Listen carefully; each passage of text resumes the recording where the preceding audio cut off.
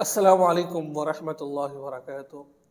خواب کے اندر ایک بندہ دلہن دیکھتا ہے یا ایک عورت دلہا دیکھتی ہے، یعنی کہ خواب کے اندر لڑکا دلہن دیکھے اور لڑکی دلہے کو دیکھے یا اس کا برعکس ہو، تو ان خوابوں کی تعبیر کیا بنتی ہے؟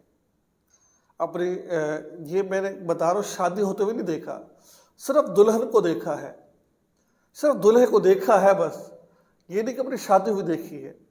اس ذرا سمجھے گا، خواب کی تعبیر تو اسی وقت بتائی جا سکتی ہے کہ جب آپ کے بارے میں آپ کا کچھ تعارف ہو حالات زندگی کے بارے میں، تو اس کا بڑا گہرا تعلق ہوتا ہے۔ بہرحال مختصر سی میں تعبیر بتا دیتا ہوں اس کی۔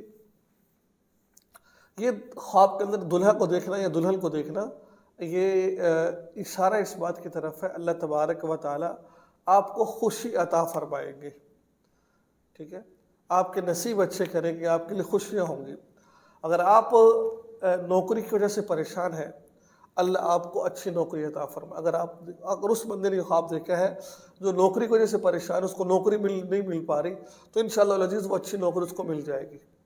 اگر اس نے دیکھا ہے جس کی شادی نہیں ہو رہی ہے، اللہ اس کے لیے ہو سکتا ہے اچھے رشتے کا دوسرا بندوبست فرما دے انشاءاللہ، ٹھیک ہے۔ اگر تو اس شخص نے دیکھا جو پریشان ہے، مشکلات کے اندر گھرا ہوا ہے، انشاءاللہ اللہ تعالیٰ اس کی پریشانی اور مصیبتوں کو دور فرما دے گا انشاءاللہ، ٹھیک ہے۔ اگر تو اس شخص نے اس کو دیکھا ہے جو